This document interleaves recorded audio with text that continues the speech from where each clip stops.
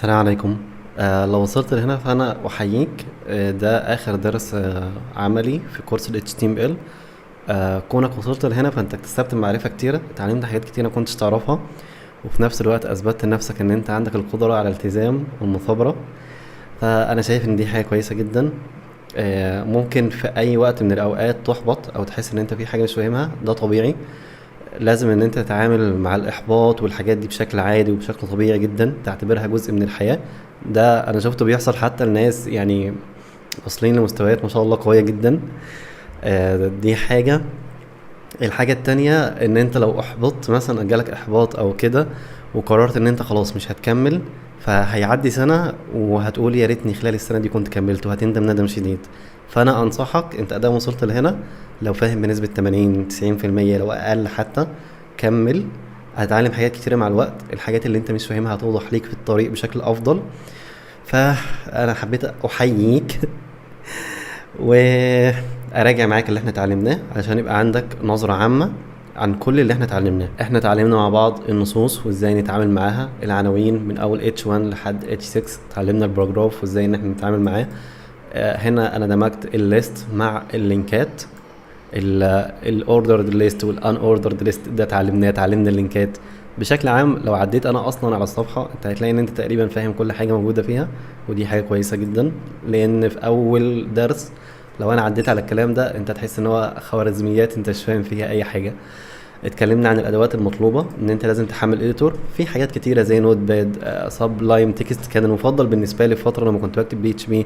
دلوقتي الفيجوال ستوديو هو واحد من اكتر الحاجات اللي بحبها. اتكلمنا عن العناوين، العنوان الرئيسي، العنوان الفرعي، العنوان الفرعي التاني. اتكلمنا عن الصور، اتكلمنا عن الروابط. هنا زيارة الموقع، اتكلمنا ان ده مش كويس وده مش صح. المفروض تكتب زيارة الفيسبوك او زيارة جوجل مثلا، لازم تكون واضح. اتكلمنا عن النماذج، ان انت تحط تاخد من اليوزر انبوتس، وعرفنا مع بعض بشكل عام الانبوتس دي اللي بيحصل فيها وبتتبعت ازاي. اتكلمنا عن الرموز وازاي ان احنا نعرضها في الصفحة.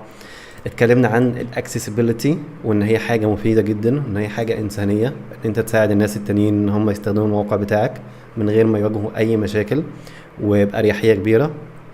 اتكلمنا عن العناصر الدلاليه اللي هو كان الفيديو اللي فات، اللي هي فكره الناف والهيدر والفوتر. عناصر دلاليه دلاليه مفيده في حاجتين: مفيده في ارشفه البحث، مفيده بالنسبه للمتصفحات، مفيده ليك انت كديفلوبر.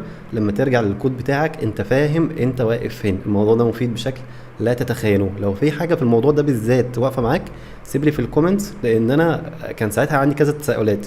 يعني لما اتعلمت الحاجات دي قلت طب انا ليه ما استخدمش ديف واحد وخلصنا يلم لي كل الحاجات دي.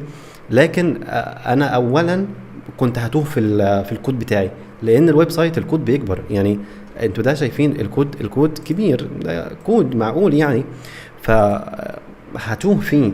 الحاجة التانية ان انت مش هتبقى فاهم. يعني اول حاجة انت هتوه في الكود عكس ما يكون فيه هيدر ناف كذا كذا.